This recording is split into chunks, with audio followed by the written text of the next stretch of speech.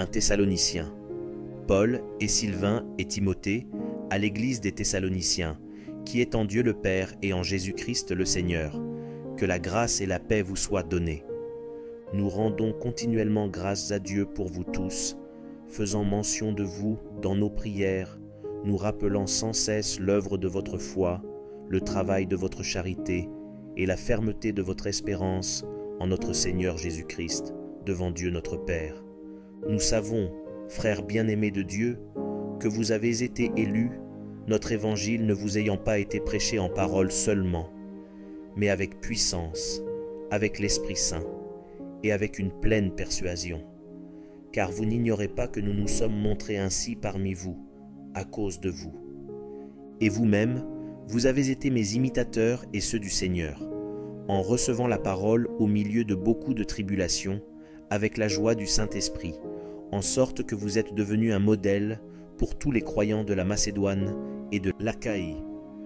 Non seulement, en effet, la parole du Seigneur a retenti de chez vous dans la Macédoine et dans l'Achaïe, mais votre foi en Dieu s'est fait connaître en tout lieu, de telle manière que nous n'avons pas besoin d'en parler.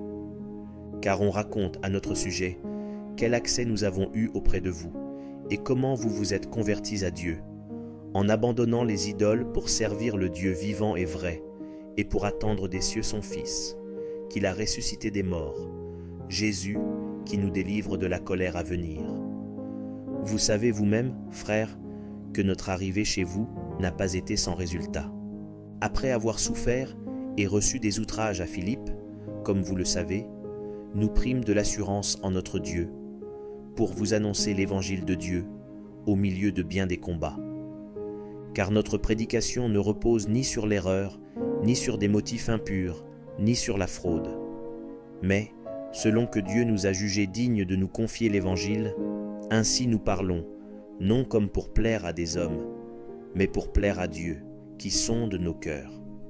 Jamais, en effet, nous n'avons usé de paroles flatteuses, comme vous le savez.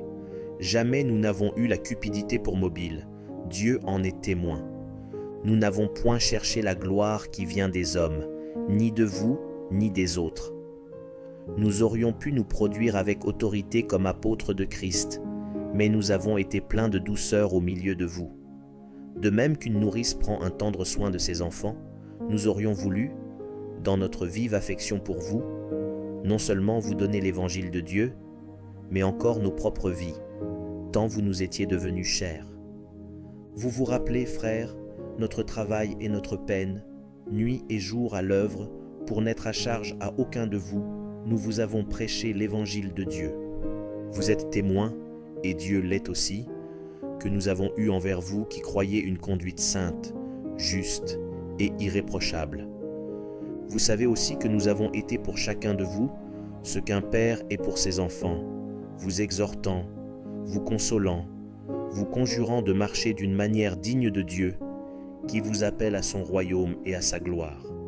C'est pourquoi nous rendons continuellement grâce à Dieu de ce qu'en recevant la parole de Dieu, que nous vous avons fait entendre, vous l'avez reçue, non comme la parole des hommes, mais, ainsi qu'elle l'est véritablement, comme la parole de Dieu, qui agit en vous qui croyez. Car vous, frères, vous êtes devenus les imitateurs des églises de Dieu, qui sont en Jésus-Christ dans la Judée, parce que vous aussi, vous avez souffert de la part de vos propres compatriotes les mêmes maux qu'elles ont souffert de la part des Juifs. Ce sont ces Juifs qui ont fait mourir le Seigneur Jésus et les prophètes, qui nous ont persécutés, qui ne plaisent point à Dieu, et qui sont ennemis de tous les hommes, nous empêchant de parler aux païens pour qu'ils soient sauvés, en sorte qu'ils ne cessent de mettre le comble à leurs péchés. Mais la colère a fini par les atteindre. Pour nous, frères, après avoir été quelque temps séparés de vous, de corps mais non de cœur, nous avons eu d'autant plus ardemment le vif désir de vous voir. Aussi voulions-nous aller vers vous, du moins moi Paul, une et même 2 fois, mais Satan nous en a empêchés. Qui est en effet notre espérance, ou notre joie, ou notre couronne de gloire? N'est-ce pas vous aussi, devant notre Seigneur Jésus, lors de son avènement? Oui, vous êtes notre gloire et notre joie. C'est pourquoi, impatients que nous étions, et nous décidant à rester seuls à Athènes, nous envoyâmes Timothée, notre frère, ministre de Dieu dans l'évangile de Christ, pour vous affermir et vous exhorter au sujet de votre foi, afin que personne ne fût ébranlé au milieu des tribulations présentes, car vous savez vous-même que nous sommes destinés à cela. Et lorsque nous étions auprès de vous, nous vous annoncions d'avance que nous serions exposés à des tribulations, comme cela est arrivé, et comme vous le savez. Ainsi, dans mon impatience, j'envoyais m'informer de votre foi, dans la crainte que le tentateur ne vous eût tenté et que nous n'eussions travaillé en vain. Mais Timothée, récemment arrivé ici de chez vous, nous a donné de bonnes nouvelles de votre foi et de votre charité, et nous a dit que vous avez toujours de nous un bon souvenir, désirant nous voir comme nous désirons aussi vous voir. En conséquence, frères, au milieu de toutes nos calamités et de nos tribulations, nous avons été consolés à votre sujet, à cause de votre foi. Car maintenant nous vivons, puisque vous demeurez fermes dans le Seigneur. Quelles actions de grâce, en effet, nous pouvons rendre à Dieu à votre sujet, pour toute la joie que nous éprouvons à cause de vous, devant notre Dieu. Nuit et jour, nous le prions avec une extrême ardeur de nous permettre de vous voir, et de compléter ce qui manque à votre foi. Que Dieu lui-même, notre Père et notre Seigneur Jésus, aplanissent notre route pour que nous allions à vous. Que le Seigneur augmente de plus en plus parmi vous, et à l'égard de tous, cette charité que nous avons nous-mêmes pour vous, afin d'affermir vos cœurs, pour qu'ils soient irréprochables dans la sainteté devant Dieu notre Père, lors de l'avènement de notre Seigneur Jésus avec tous ses saints. Au reste, frères, puisque vous avez appris de nous comment vous devez vous conduire et plaire à Dieu, et que c'est là ce que vous faites, nous vous prions et nous vous conjurons au nom du Seigneur Jésus de marcher à cet égard de progrès en progrès. Vous savez en effet quels préceptes nous vous avons donnés de la part du Seigneur Jésus. Ce que Dieu veut, c'est votre sanctification, c'est que vous vous absteniez de l'impudicité, c'est que chacun de vous sache posséder son corps dans la sainteté et l'honnêteté, sans vous livrer à une convoitise passionnée, comme font les païens qui ne connaissent pas Dieu. C'est que personne n'use envers son frère de fraude et de cupidité dans les affaires, parce que le Seigneur tire vengeance de toutes ces choses, comme nous vous l'avons déjà dit et attesté. Car Dieu ne nous a pas appelés à l'impureté, mais à la sanctification. Celui donc qui rejette ses préceptes ne rejette pas un homme, mais Dieu, qui vous a aussi donné son Saint-Esprit.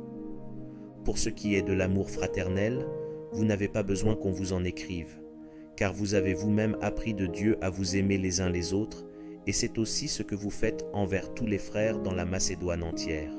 Mais nous vous exhortons, frères, à abonder toujours plus dans cet amour, et à mettre votre honneur à vivre tranquille, à vous occuper de vos propres affaires, et à travailler de vos mains, comme nous vous l'avons recommandé, en sorte que vous vous conduisiez honnêtement envers ceux du dehors, et que vous n'ayez besoin de personne.